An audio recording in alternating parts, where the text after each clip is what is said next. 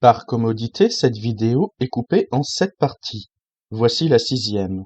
Bonne écoute à vous. Troisième sous-partie, spiritualité et sens. S'il y a philosophie, il y a un problème de caractérisation de la vie intérieure. Il s'agit de comprendre l'évolution de l'homme et que ce dernier intègre les progrès récents qui l'ont transformé. L'homme est hors nature, il est objectifié. Il y a une réification du concept. La réification est la transformation d'un concept en objet. C'est penser une idée sur le même mode que le concret. Il faudrait que l'homme intègre les progrès, techniques, scientifiques, politiques, etc.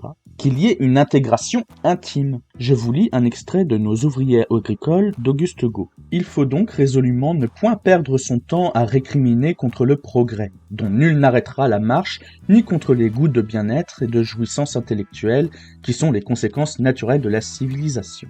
L'humanité est semblable aux fleuves qui ne remontent jamais leur cours. Et ce n'est pas dans un retour vers le passé que nous trouverons le remède qui convient à nos maux. Ainsi, ce serait une perte de temps d'accuser le progrès des maux de l'homme. Le progrès est autonome. L'homme ne pourrait pas le ralentir même si parfois ce progrès va contre le bien-être et les jouissances intellectuelles. Il y a une reconnaissance de l'impact de ces progrès sur la spiritualité des hommes. Par exemple, la science progressant, l'athéisme progresse aussi. Les hommes cherchent un sens à ce qui est. C'est le sens de l'appel à la nature opéré par le romantisme. L'humanité est quelque chose de mouvant. Elle doit intégrer ou avancer avec ce qui l'entoure et malgré ce qui l'entoure. Le sens de l'humanité n'est pas à trouver dans le passé. Chaque individu doit pouvoir intégrer la marche de l'humanité. Il s'agit de trouver un moyen de s'exprimer et de comprendre les autres. Il y a un lien entre le vécu privé ou intime et le langage commun ou public. Il y a une question d'éducation qui revient. Montaigne, philosophe français né en 1533, mort en 1592, a écrit sur l'éducation dans ses essais. Tome 1 de l'Institution des enfants. À un enfant de maison qui recherche les lettres, non pour le gain, car une fin si abjecte est indigne de la grâce et faveur des muses, et puis elle regarde et dépend d'autrui, ni tant pour les commodités externes que pour les siennes propres, et pour s'en enrichir et parer au-dedans, ayant plutôt envie d'en tirer un habile homme qu'un homme savant, je voudrais aussi qu'on fût soigneux de lui choisir un conducteur qui eût plutôt la tête bien faite que bien pleine, et qu'on y requît tous les deux, mais plus les mœurs et l'entendement que la science, et qu'il se conduisit en sa charge d'une nouvelle manière. On ne cesse de criailler à nos oreilles, comme qui verserait dans un entonnoir, et notre charge ce n'est que redire ce qu'on nous a dit. Je voudrais qu'il corrigeât cette partie, et que, de belle arrivée, selon la portée de l'âme qu'il a en main, il commença à la mettre sur la montre, lui faisant goûter les choses, les choisir et les discerner d'elle-même. Quelquefois lui ouvrant le chemin, quelquefois le lui laissant ouvrir. Je ne veux pas qu'il invente et parle seul, je veux qu'il écoute son disciple parler à son tour.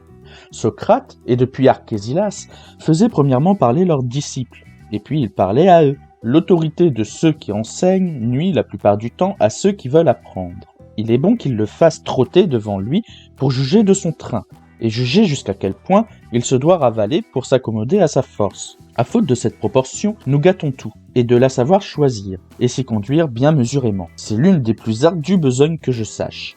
Et l'effet d'une haute âme est bien forte, savoir condescendre à ses allures puériles et les guider. Je marche plus sûr et plus vrai à mon cavale. Ce qui, comme porte notre usage, entreprennent d'une même leçon, et pareille mesure de conduite régenter plusieurs esprits de si diverses mesures et formes, ce n'est pas merveille si, en tout un peuple d'enfants, ils en rencontrent à peine 2 ou 3 qui rapportent quelques justes fruits de leur discipline.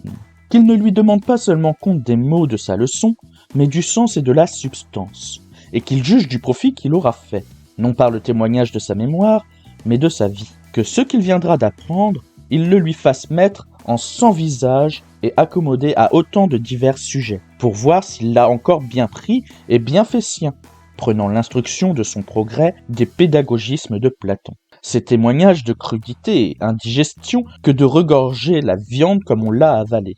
L'estomac n'a pas fait son opération, s'il n'a pas fait changer la forme à ce qu'on lui avait donné à cuire. L'auteur évoque l'enfant qui veut apprendre les lettres, donc les mots, leur sens et les raisonnements qui vont avec. Les raisons de l'apprentissage ne doivent pas être des raisons matérielles, mais des raisons spirituelles, c'est-à-dire un enrichissement personnel. Pour cela, il faudrait un maître ou un précepteur, c'est-à-dire un conducteur, le sens de pédagogue qui guide l'enfant, qui est la tête bien faite et non bien pleine seulement. La tête bien pleine consomme la culture. La tête bien faite a la capacité de raisonner. Avoir la tête bien faite est utile pour les mœurs, c'est-à-dire l'éthique, et pour les sciences, c'est-à-dire le progrès. Le fait de pouvoir rapporter des enseignements ne permet pas de juger d'un raisonnement. Rapporter ne fait pas fonctionner toutes les facultés des individus. Il faudrait que le maître montre à l'enfant ce sur quoi il peut appliquer ses connaissances. C'est apprendre le discernement. C'est identifier des concepts et des réflexions pour que l'enfant puisse réagir de lui-même. Le maître doit donc écouter l'élève. Les démarches ne se font pas seules, sinon l'élève n'est qu'une éponge à savoir du professeur. Il n'y aurait donc pas une démarche critique. Montaigne dénonce ici ce que l'on appelle l'argument d'autorité. L'élève doit pouvoir parler et remettre en question le propos du maître, comme l'auditeur d'une vidéo peut le faire en commentaire. Le maître a toujours plus de capacité que l'élève, et il doit se tenir pour pouvoir guider l'élève. En dehors des mots, il faut un sens. Peu d'élèves en seraient capables avec les méthodes traditionnelles. L'élève doit être capable de mettre du sens au contenu. Cela permet le lien entre le langage commun et l'expression d'un vécu privé, donc l'expression d'un moi. Si les informations ne sont pas travaillées, c'est indigeste. L'auteur compare l'information avec la viande crue. Les contenus publics, que l'on appelle couramment savoir, doivent être appropriés par les individus. Il y a une démarche à singulariser pour que l'individu puisse se former et exprimer le moi. C'est quelque chose de continu. Mais de quelle manière se forme le moi ?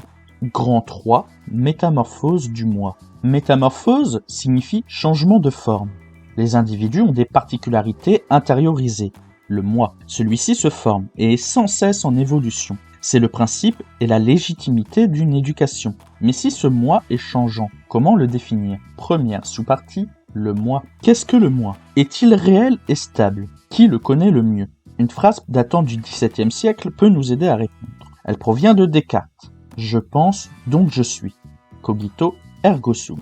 Le moi a une réalité. Il est une chose, c'est-à-dire un objet ontologique, qui peut être étudié avec les conditions de possibilité de l'existence. Le moi est une substance pensante, res cogitans, liée à un corps. La phrase de Descartes signifie que la condition pour connaître, c'est le sujet, le moi. Les connaissances dépendent du sujet qui les trouve et qui les exploite. C'est aussi la première certitude que l'on atteint avec Descartes. On ne peut être sûr que d'une chose, c'est que je suis une chose qui pense. Mais le problème serait qu'on ne pourrait se connaître que soi-même.